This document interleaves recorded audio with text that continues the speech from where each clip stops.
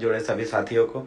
इस वक्त हम गढ़चिरौली में हैं और चुनाव का ये समय चल रहा है और गढ़चिरौली और गोंदिया के सभी गांवों में हम लोग काफी घूमे अभी एक हफ्ते से।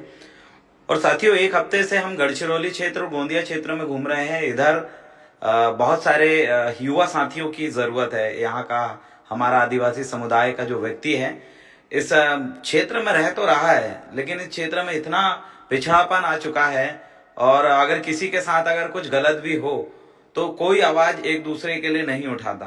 तो मैं इस गढ़चिरौली और ये महाराष्ट्र क्षेत्र के सभी युवा साथियों से मैं आग्रह करता हूं कि अपने क्षेत्रों में अपने समाज के प्रति जो सामाजिक भाव वो जिंदा रखो यार। हमारे लोग आधे से ज्यादा यहाँ का जो गढ़चिरौली एरिया है नक्सलाइट के नाम पे बदनाम करके रखे हैं और कहीं ना कहीं अगर हम देखें यहाँ की स्थिति भी परिस्थिति कुछ और है। यहाँ हमारा व्यक्ति गढ़चिरौली के अंदर आज नक्सल मूवमेंट में जा रहा है। उसकी सबसे बड़ी वजह यह है कि पुलिस प्रशासन की प्रताड़ना से बचने के लिए हमारा व्यक्ति जो है नक्सल में जाके मिलता है और नक्सल के अंदर भी किस तरीके से भेदभाव होता है वो भी आप समझिए। यहाँ नक्सल मूवमेंट में जो व्यक्ति मुखिया होता है वो आदिवासी नहीं होता, वो दूसरा बाहरी व्यक्ति है जो पूरा डीलिंग का काम करता है और जब भी गोली खाने की बात आती है तो हमारा आदिवासी भाई गोली खाता है।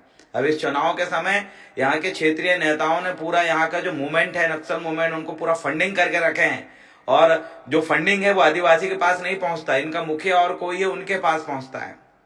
तो ये बड़ा अव्यवस्थित गढ़चिरौली के अंदर हम देख रहे हैं कि हमारा जो आदिवासी है बंदूक उठाता है, लड़ता है, मर रहा है, लेकिन डीलिंग कोई और करता है, पैसा लेके कोई निकल जाता है। और पूरा मुखिया की बात करें तो आदिवासी यहाँ का जो मूवमेंट का लीडर है उनका मुखिया नहीं है, कोई और है। तो हर जगह आदिवासियों का भेदभाव हो रहा है। सही कहीं पर भी आदिवासी युवा को गलत तरीके से इस्तेमाल करके उनके नाम की लूटमारी चल रही है।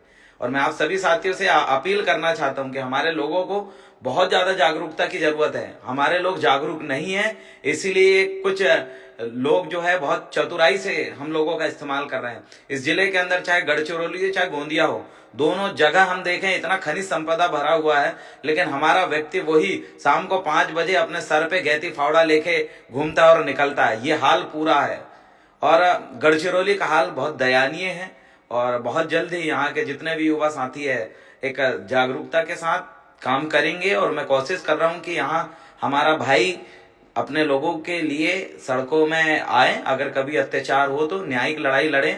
एडवोकेट की संख्या बहुत कम है, न्यायिक जानकारी हमारे भाइयों को नहीं है और इस वजह से प्रशासनिक तंत्र से बहुत दबा हुआ है। तो उसको सुधारने के लिए हम काम करेंगे और एक बेहतर कदम, चुनाव तो एक बहाना है, इसी बहाने हमारे आदिवासी भाइयों को और यहाँ का बहुजन साथियों को जगाना है और जागरूकता ही हमारी सबसे बड़ी पहचान रहेगी। क्योंकि जागरूक ना होने की वजह से किसी के भी बहकावे के और भ्रम के शिकार हम होते हैं और हम कोशिश करेंगे कि ये शिकार होने से हम बचें।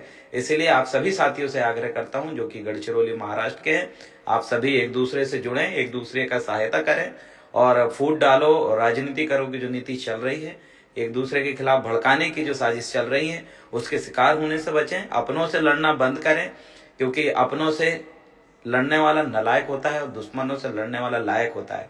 और हमारे लोग जिस तरीके से आज नालायकों वाली हरकत में जूझ रहे हैं उनसे बचें, अपने लोगों से बहस करने से बचें। हमने भी बहुत सारी गलतियां करी है, अपनों से लड़के, अपनों से बहस करके इसका काफी नुकसान हम भोगे हैं।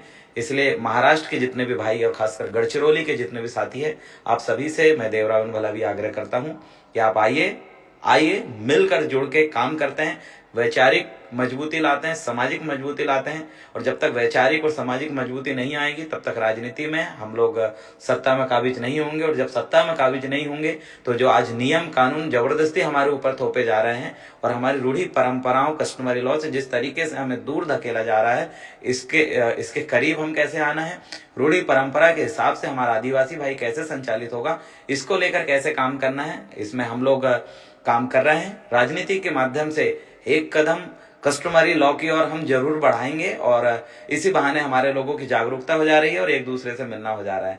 अच्छा लगा।